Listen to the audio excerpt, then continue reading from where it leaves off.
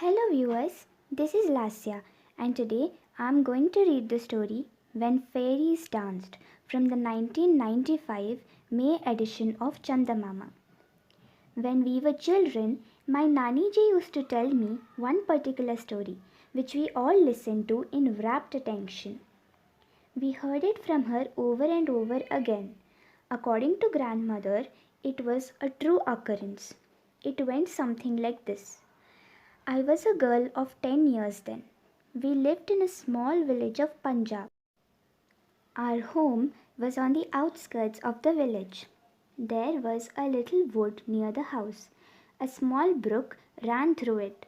In the daylight hours, we children would go and pluck wild flowers and berries and generally have a merry time there.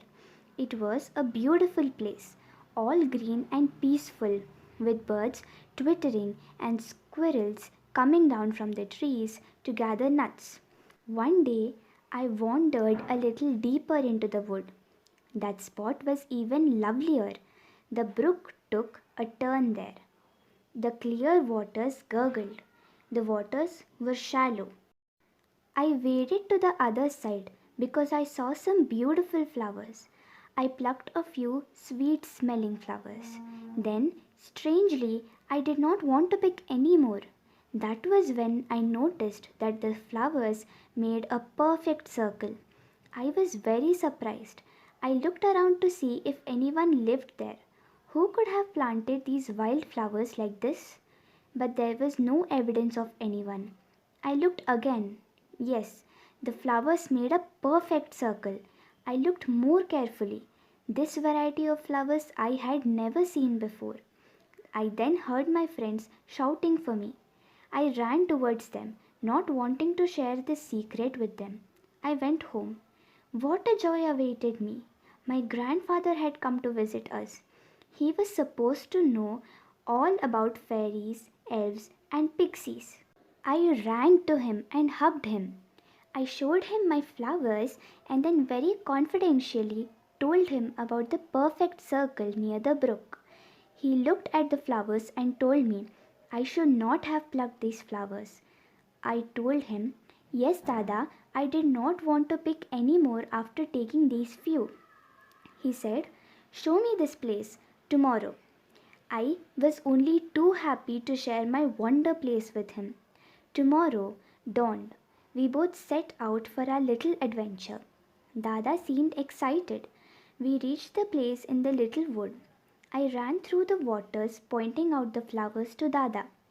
He looked at the flowers. He walked around and nodded his head. I wanted to know what he was thinking. He said, This is where the fairies come and dance on the Purnima night, that is, the full night. I looked at him, my eyes round and mouth wide open. Fairies? I asked excitedly. He said, Yes, do you want to see their dance? I could not believe my ears. Then what he said sank in. I jumped up and down, clapping my hands and tugging at his kurta. Dada, yes, please show them to me. Tomorrow is Purnima. At night, we'll come here and at 12 o'clock you'll see the fairies dance. But don't tell anyone about it. I agreed. I would have agreed to anything then. The day dawned. After a year, it seemed to me. I had not slept at the night.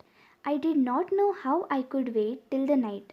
Finally, we both sneaked out of the house and headed for the little wood. We reached the place. Dada and I stationed ourselves behind a tree overlooking the circle of flowers. He sat down cross-legged and made me sit beside him. He took out his jampala and closing his eyes started doing japa of a certain mantra. He said, You cannot see them like this. I am chanting this mantra so that they become visible to you. I was excited and tensed. The place looked beautiful. Everything looked ethereal in the moonlight. I waited impatiently. Dada said, Quiet now, and touched me lightly on the forehead. I was absolutely still, virtually holding my breath. First, I thought I was imagining. I looked at Dada. He smiled and with signs affirmed what I was asking him. I could hear music. I had never heard something like that before. Then, suddenly, before my eyes unfolded a scene. I can never forget or fully describe how the fairies descended into that circle of flowers. They wore clothes which seemed to reflect the light of the moon. The whole place became aglow. I held my breath. For 15 minutes after that, I was transported into an unknown world. They danced to the strains of some divine music. Their steps were so light that it seemed they did not step on the ground. I could now understand what Ras Leela of Krishna and the gopis must have been like. I cannot express those emotions arising with me at that time. The dance got over. The fairies vanished. The music stopped. Dada touched me on the shoulder and said, "Come." We got back home. I could not sleep the whole night. The next morning, I went to Dada. I wanted to confirm that what we had witnessed was not my imagination. He smiled and looked at me. It was all real. He said, "Now they will not dance there again." He added knowingly, "Even the circle of flowers will not be there." I ran all the way to see whether he was correct.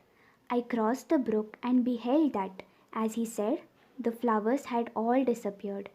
It was all over. Naniji's story, fairies, dance, has ever remained with me. Thank you.